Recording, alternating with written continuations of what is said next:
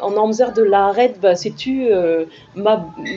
en a autre doué, on non, bevant ara ur vu et cuse, et well ur bugel, et touez a real, hag e vez an teodou o vont endro, hag e vez kojeadennoù kuz un tamm brodennoù a bep seurt diwar ben an dud, ba, Nazaret a zo un tamm e welse. A bezo kalz a zeurezet, kalz a dud a deux wid bevan ur vuez religiel e Nazaret, peogwir e zeblande e un dra ger a meurdezus, mais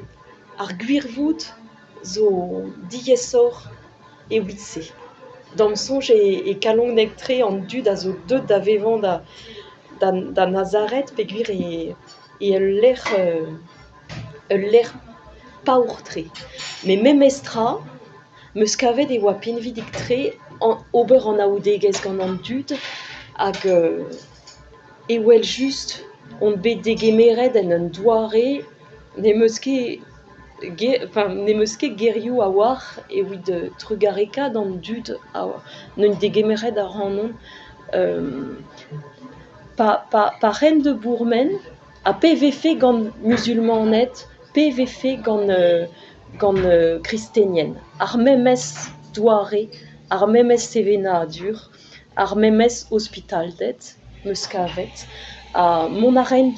a liez de bourmen dre ar vro, evit gwelet un tamm ur vro ger a Galilea zo douz gant kalz penaos a dosennoù gant ne ket ken zer a penaos Judea, bro Jérusalem. Neuze e ren de bourmen dre ar vro, a dreuz ar vro, hag pa oa tud o welet a rannon o tremen, e deus ta justu, a neuze e teuen e barz an ti, hag e welen, bon, ma wezet e oa dreist-holl a bede a rannon, me pas hep ken, gant an holl vugale, an holl oustol, hag e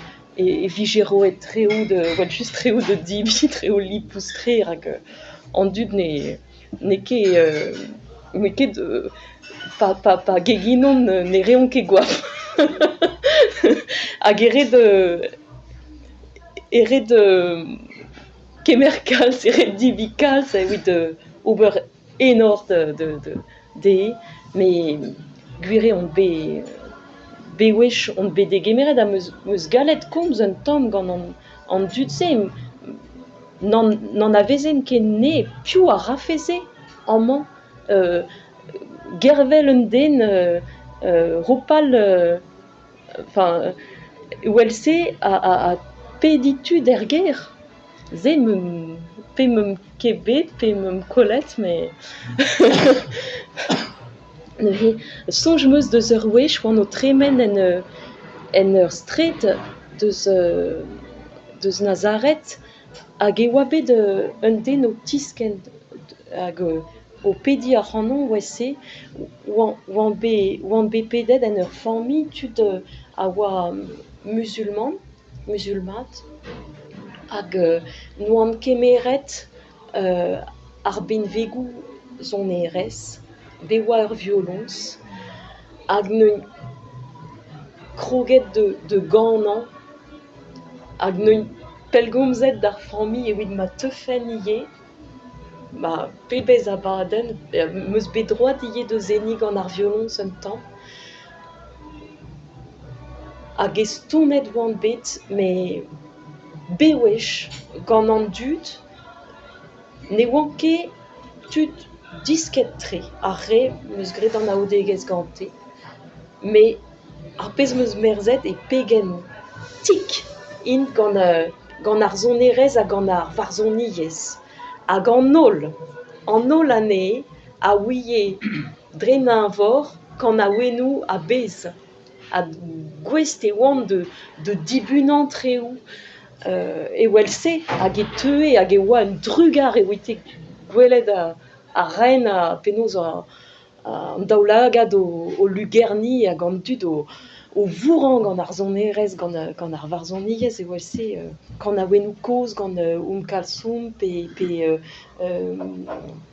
Mohamed Abdelwahab treoù else zonerez arab klasel. Bah, setu a neuze bon oan bet fromet o c'hor an aoudegez gant an dud-se. Hag an dra neus koet ar c'hanon ivez e wel just e pegen kreñv e pouez an Nakba war an dud.